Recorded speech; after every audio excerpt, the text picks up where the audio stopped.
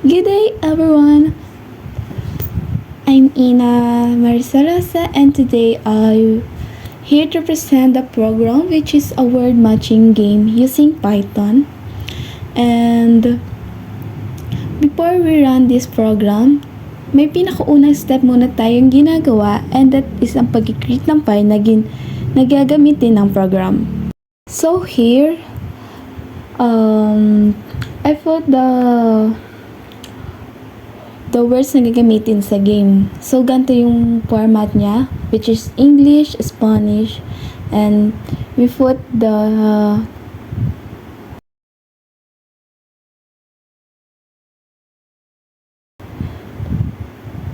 six fruits, which is apple. The English is apple, and the Spanish manzana, strawberry, brasa, orange, naranja, grape, uva, pear, pera, and peach, durazno. And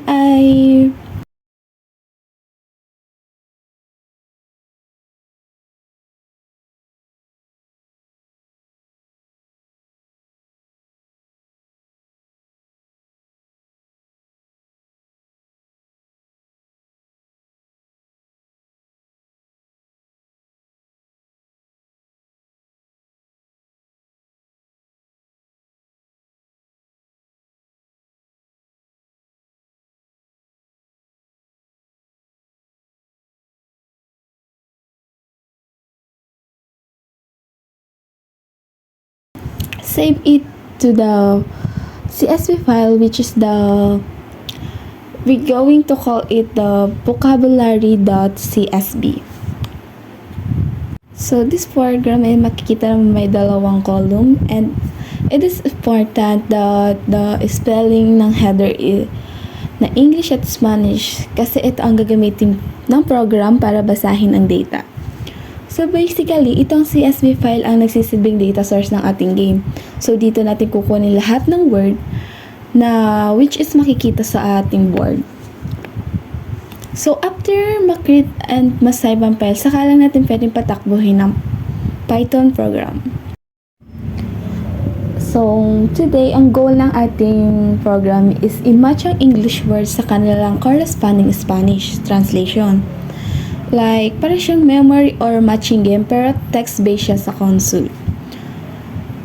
This program is makikita natin ang paggamit ng function, loops, leaps, tuple, file handling using CSV, at basic games like logic, score, leaves, at timer.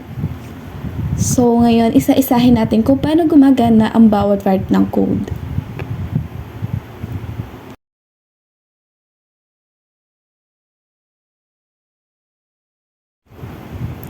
Unahin natin ang import. Ginamit natin ang import random time at CSV. We use random because we need to shuffle ang mga words. So, ibig sabihin hindi pare-parehong arrangements ng words every time na maglalaro. And we use time naman, ginagamit para matrack kung gaano katagal natapos ng player ang game. At ang CSV ginagamit para mabasa ang vocabulary file kung saan nakalagay ang English at Spanish word. And let's proceed to load vocabulary function. So next is yung function na, which is the load vocabulary nga. Ang purpose nito is we need to get data mula sa CSV file. So una, nag-create tayo ng dalawang empty list, which is English words and Spanish words. Then we open it yung file gamit ang with open. Since important ito kasi automatically niya sinisecure at close ang file after gamitin. And ginamit natin ang csv.decreader, which means bawat row sa CSV ay magiging dictionary. So, pwede natin ma-access yung values gamit ang keys like English and Spanish. Then, gumamit tayo ng loop para i-iterate bawat row at ginuha natin ang values at nilalagay sa respective list. And finally, nireturn natin ang dalawang list. So, after nito, meron tayong list ng English words at list ng Spanish translations.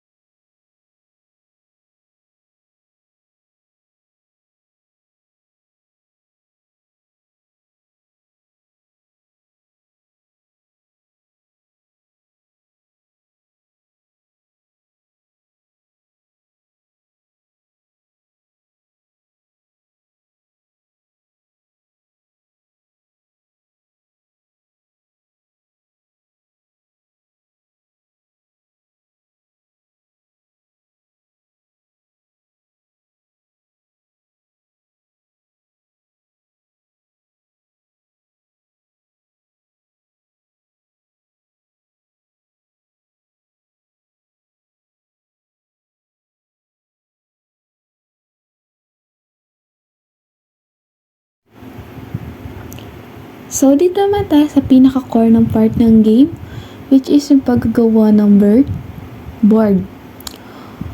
So, here is generate random matrix.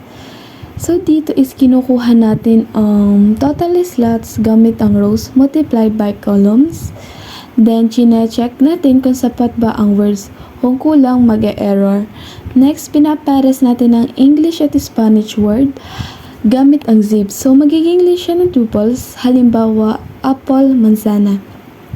Na sinashuffle natin yung pairs para random. Pagkatapos, pinagpaghiwalay ulit natin sila gamit ang zip. Open parenthesis and asterisk. Then, very important sa part na to is sinashuffle ulit natin Spanish word separately. Bakit? Para hindi sila automatically magkatapat sa English word. So, magiging challenges sa mga players. Then, here's gumawa tayo ng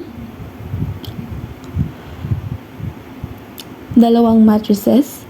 Matrix 1 for English and matrix 2 for Spanish.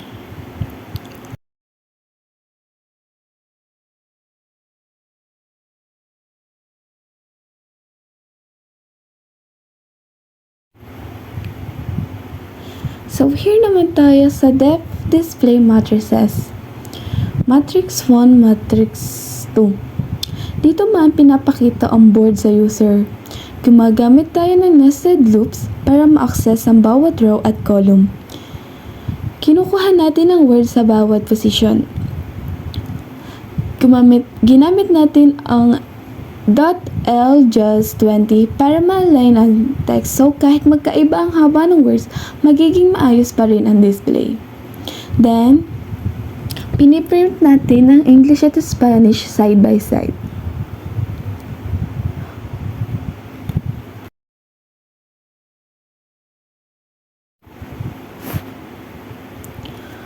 So, here naman sa part na to is makikita lang natin na we're using a loop, which is hinihiwa natin ang list into rows gamit ang slicing.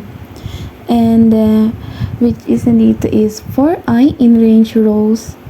So, is start index equals multiplied by I, end index equals I plus 1 multiplied by cols. And row 1 equals English words, start index and end index, and ganun din sa row 2, which is Spanish words, start index to end index. And we append the matrix 1 to list row 1 and matrix 2 append list row 2. And finally, nire-return natin ang dalawang matrices.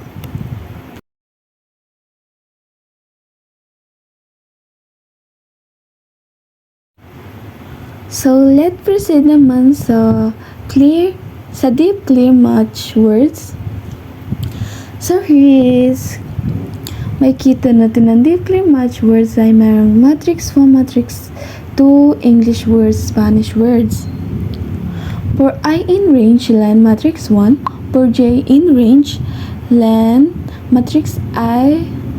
And if matrix I and J equal to English word, matrix 1 I J equals to empty. So, dito, kapag tama ang sagot ng user, kailangan natin alisin yung matched words sa board. Dito, inilulup natin ulit lahat ng elements sa matrix.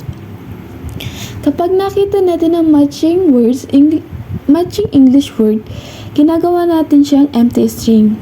Ganon din naman sa Spanish word. So, after nito, mawawala na sa board yung matched pair.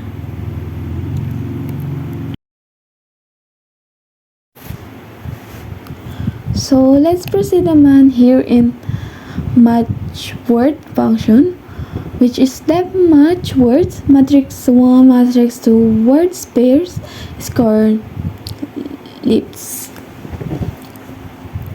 Ito yung pinaka-main interaction ng user.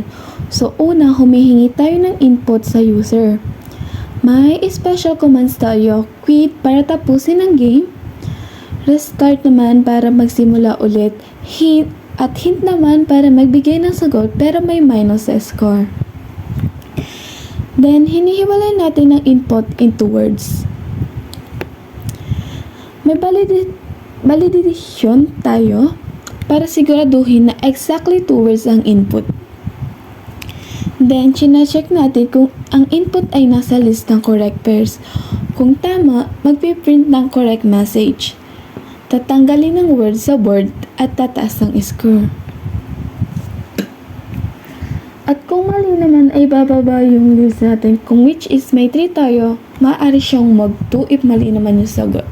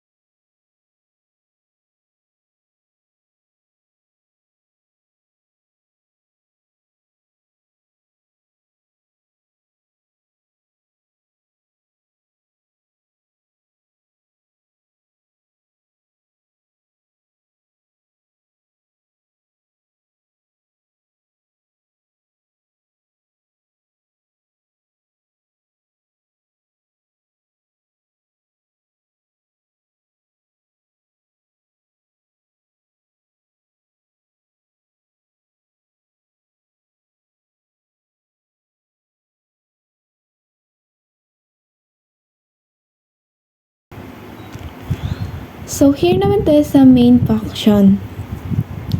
The main is dito naman is makita natin yung pinaka-starting point ng program. Una, niloload natin ang vocabulary. So, dito is makita English words, Spanish words, equal to load vocabulary and vocabulary.csv. Una, then isineset ng ang rows at columns ng board. After that,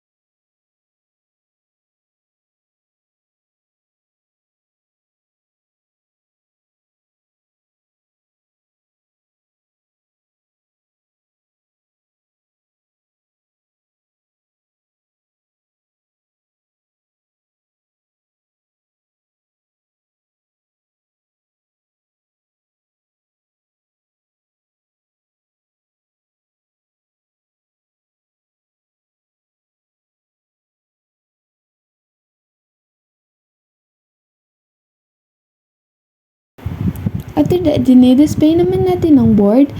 And dito na tayo nagsaset din tayo ng score, leaves, and timer.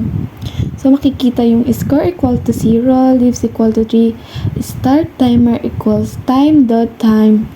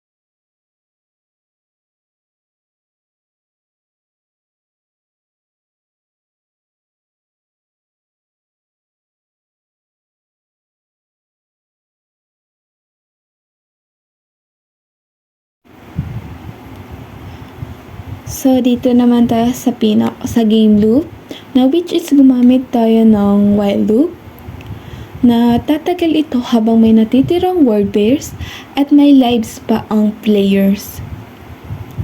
Sa loob ng loop ay kinukuha natin ang input ng user, ina-update ang board, pinapakita ulit ang board, at ina-update ang score at time.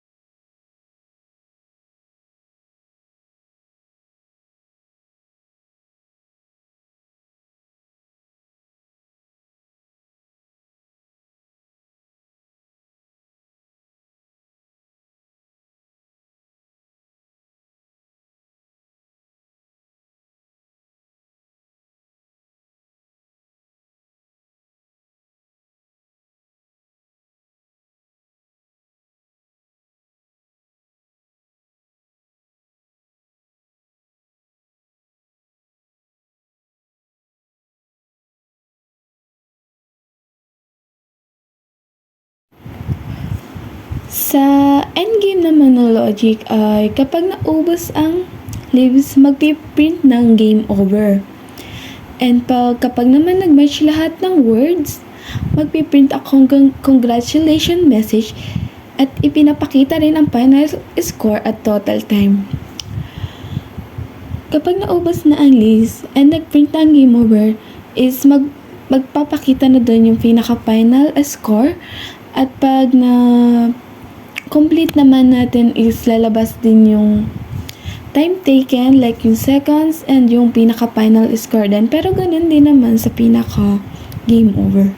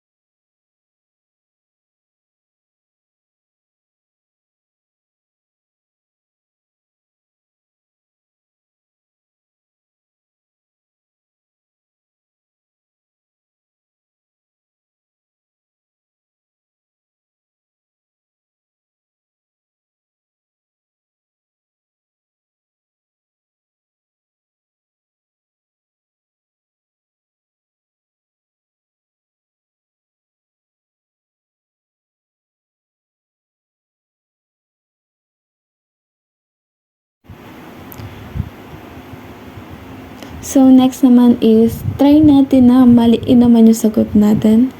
Strawberry, pera. Look at that and we have incorrect match, try again. So, ang score natin is 10 and then leaves is 22 and ang time elapsed is 53.07 seconds. So, try naman that we use the hint. If gagana ba? Since sa hint is mama-minus talaga siya. Minus 5 sa score.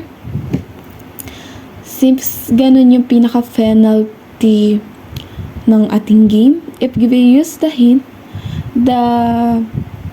it could be minus 5.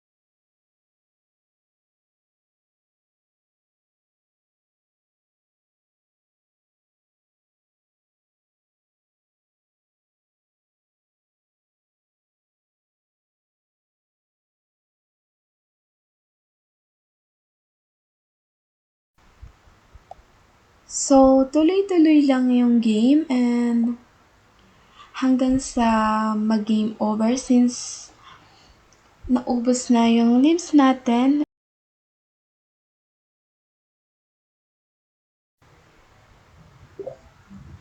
So that's all the video about the words matching game. Hope you like it and thank you.